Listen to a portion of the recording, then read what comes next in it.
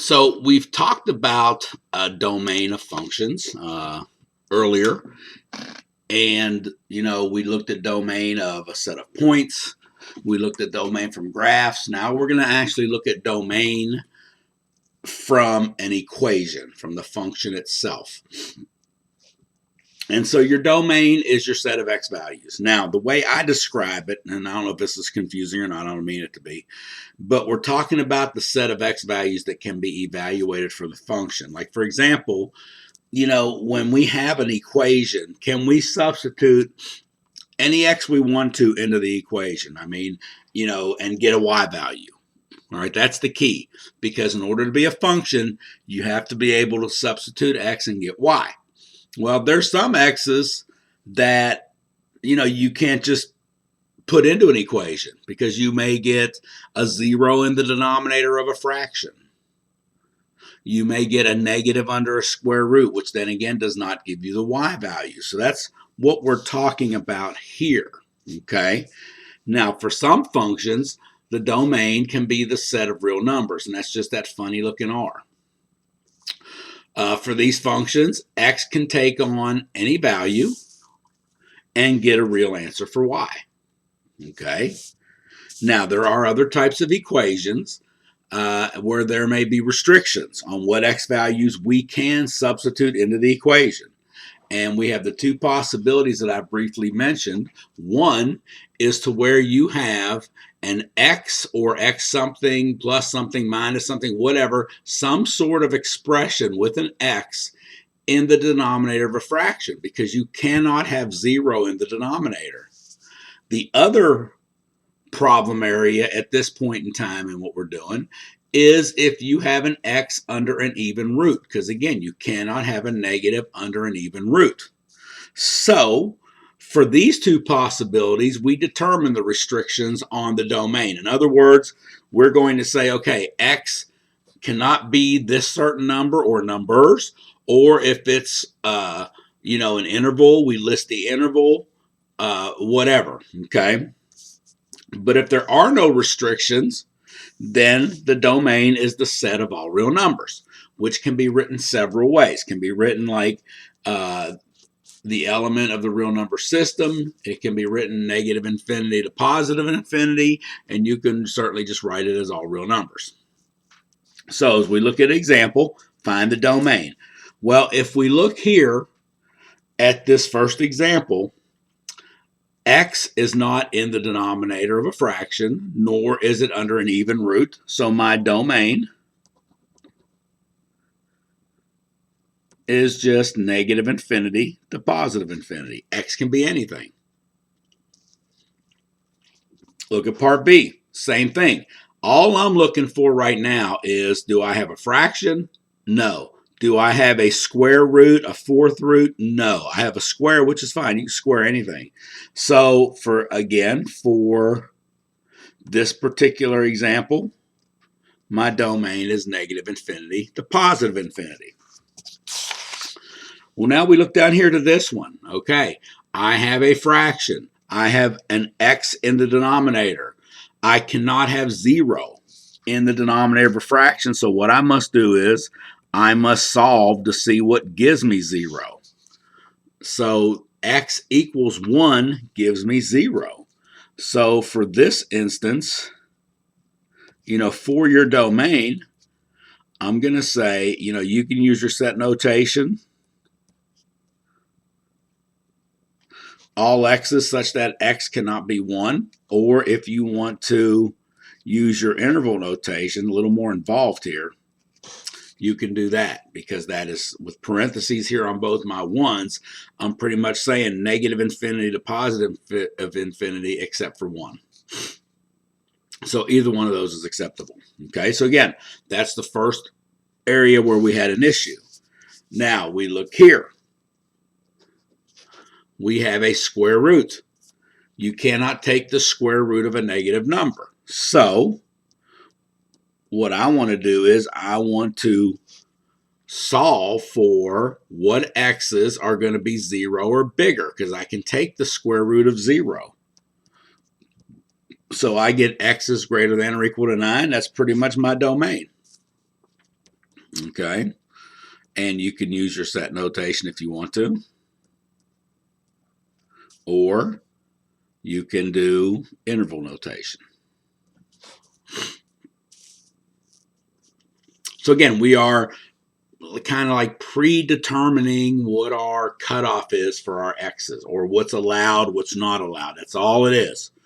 Try not to make more of it. Try not to get confused with the word. You are just determining, okay, what x's can I substitute into this equation, or down here, what x's can I not put in? It's one or the other.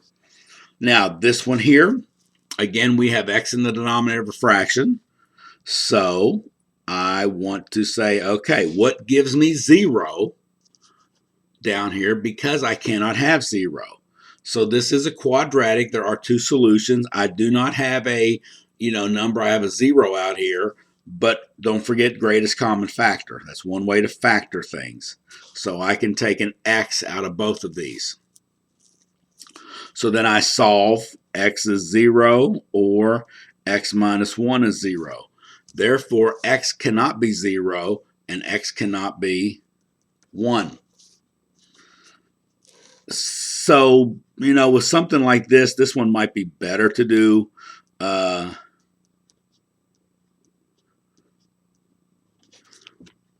your set builder notation.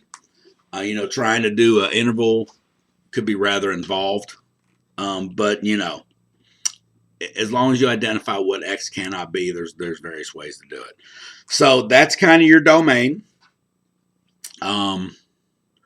Just try to remember, if you don't have a fraction or a square root, a fourth root, then domain is all real numbers, and just move on. Okay. So that's domain. Next topic are,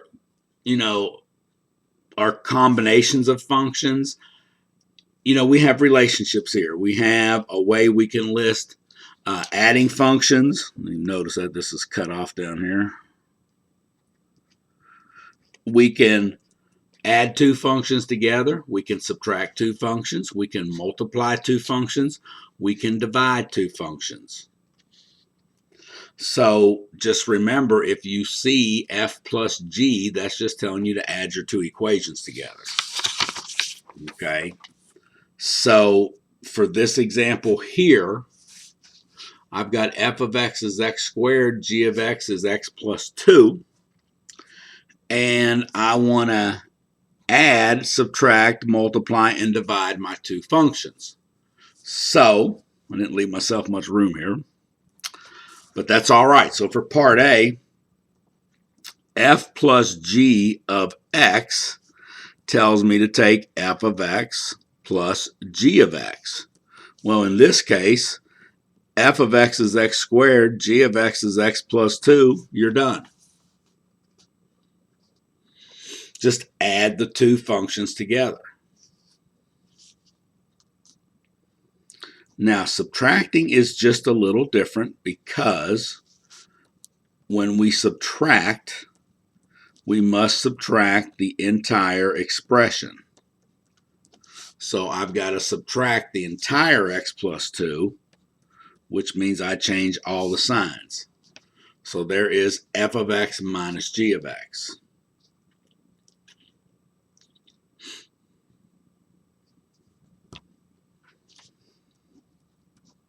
F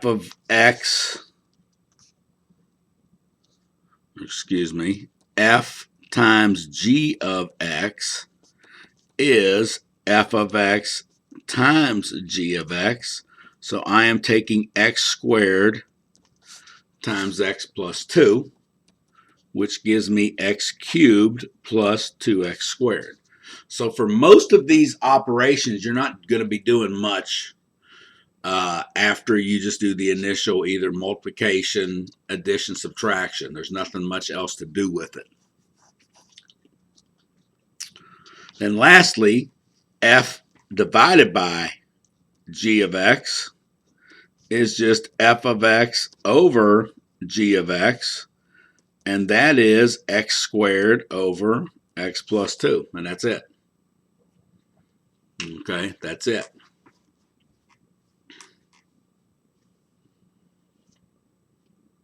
So, adding, subtracting, multiplying, dividing functions, just put where the F goes, where the G goes, whatever, and just substitute, and pretty much you're going to be done most of the time.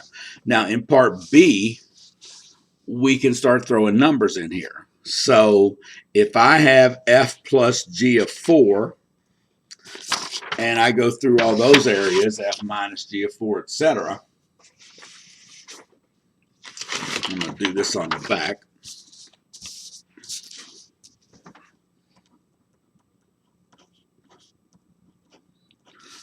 Apply your rule, F of 4 plus G of 4. And remember, 4 goes in for the x in x squared. And G of 4 is x plus 2. So that's 16 plus 6 is 22. And it works for all of them that way. F minus G of 4 is F of 4 minus G of 4. And again, when you're subtracting, you just have to be careful because we have to subtract G of 4. So we must find G of 4 first before we subtract. Multiplying works the same way. We get F of 4 times G of 4, and you should be kind of seeing now that, since we're repeating, F of 4 is 16, G of 4 is 6. But, again, I must add before I multiply here. So just be careful with, when you're adding, it doesn't really matter. You don't need the grouping symbols. But subtracting, multiplying, dividing, you've got to do those before you do the other operations. So you've got to find G of 4 before you do anything else. And then lastly, division. It's F of 4 over G of 4. So it's 4 squared over 4 plus 2. 16 over 6. And then that reduces down to 8/3. Okay. So, that is these combinations of functions, adding, subtracting, multiplying, dividing, with and numbers and without numbers. Lastly, we also do what's called composite functions or composition of functions. So, composition of functions is using one function as the input into the other. So we are taking one equation, substituting it into the other function for x. So you've got to look at the way things are written. They can write these all kinds of different ways. So what I try to do is I say, if I'm given F composed with G, well, that's really what we're asking for, but we can write it like that, and sometimes that helps us understand what's going on because, see, I got to find G of X and put it into F, or I just put G of X into F. So when we're doing composite functions with numbers, if I'm finding F composed with G of 1, well, this is F of G of 1. Well, G of 1, so I'm going to find G of 1. And G is 4x. So G of 1 is 4 times 1. G of 1 is 4. So now 4 goes in for G of 1. So to finish, I find F of 4. And F of 4 is 2 times 4 squared minus 3. Be careful, square before you multiply. So 4 squared is 16 times 2 is 32 minus 3 is 29. So that's your answer. This is not one of your answers. This is just a value you find along the path to get this final answer.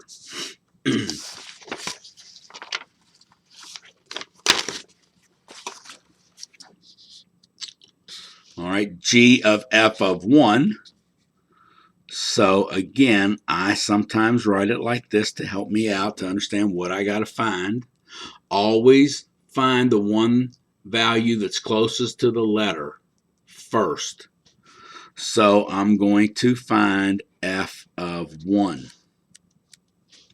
So f of 1 equals 2 times 1 squared minus 3. So that's 2 minus 3, which is negative 1. Oh, there we go. More light. Let there be light. Now, I find g of negative 1. Okay, because if I go back here, I've found what f of 1 is. Now it goes into g. So g of negative 1 equals negative 4. So that's your final answer. Okay. So, I'm trying to not go too long on these videos. I'm going to do just C, and then I'm just not going to worry about this one today, just because I don't want to make you watch these for too long. So anyway, so this is just using F twice. That's really all that is. So I'm going to find F composed with F of negative 2. So I find F of negative 2. And what you've got to be careful with here are your signs.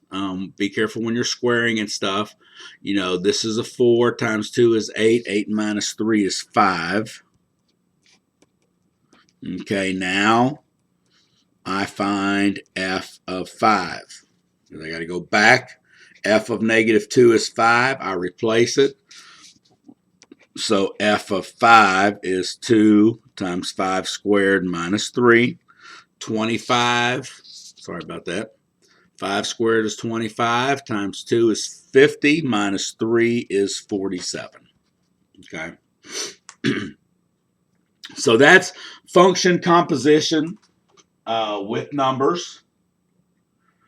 Most of the time, I think that's a little more user-friendly than what we're getting ready to do next. But it's not impossible, because you just have to remember that when you're doing a true composition, you are substituting one equation into the other for the x. Okay? So here's some, explanation here. Composition, substitute one function into another function. There's your notation. It can look like that, but as I showed you in the earlier ones, you can write it all these different ways. They mean the same thing. So just remember, you are substituting one equation into the other. So if I'm wanting to find f composed with g, well, this means I am finding f of whatever g of x is. Well, g of x is 3x. So that means I'm finding f of 3x. So I take 3x, replace x with the 3x. The biggest mistake that students make here with this is they multiply 2x times 3x. You are replacing x. So f of 3x is 6x minus 1. We've already done substituting equations or expressions into equations back when we did functions earlier. So, it's just a different way of asking you to do it. But you did this on the last test. So I'm confident you'll be all right with this. Now, if I do the composition the other way, I want to find g of 2x minus 1, because I'm finding g composed with f. So that in reality is g of f of x. But f of x is 2x minus 1. So g of 2x minus 1 means 2x minus 1 replaces the x up here. And that's going to be 6x minus 3. So substitute and simplify.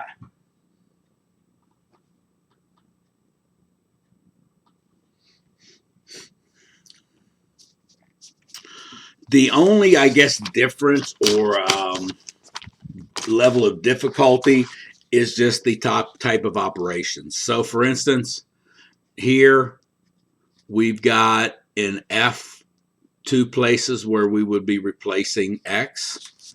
So the process really doesn't change. I'm still finding F composed with G, which is F of 2x plus 3.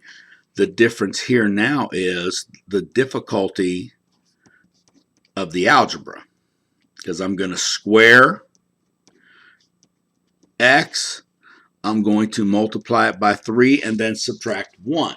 So remember to replace all X's with the expression. Okay. Now I'm going to square this. Okay, so let me go back up here. So I'm going to take 2x plus 3 times 2x plus 3 plus 3 times 2x plus 3 minus 1. Use my FOIL method. So again, you know, this is still equals here.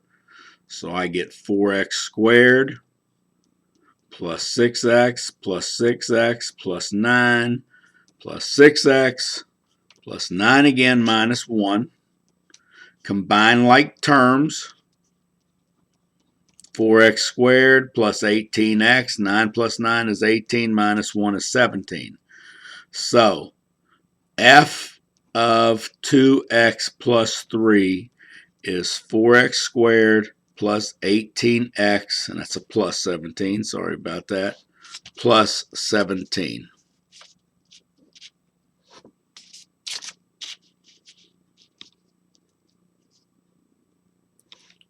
Whoops.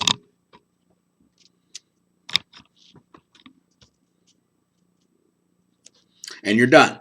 Don't go any further. Don't do some of y'all did on the last test. Don't be solving. You're not solving anything here. You're substituting and simplifying.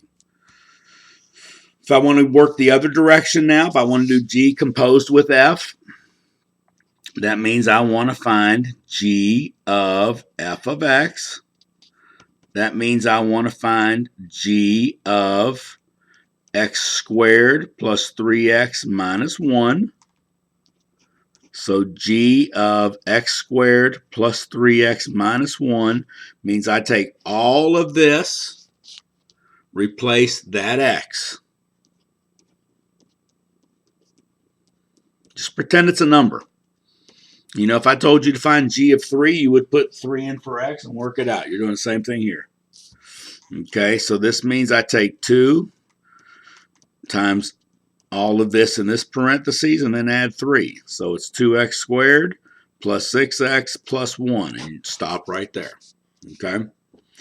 So again, I think that's enough. You know, G composed with G, that was an extra one. Don't worry about it. That's just putting 2x plus 3 in for X here. We'll do more on the board in class.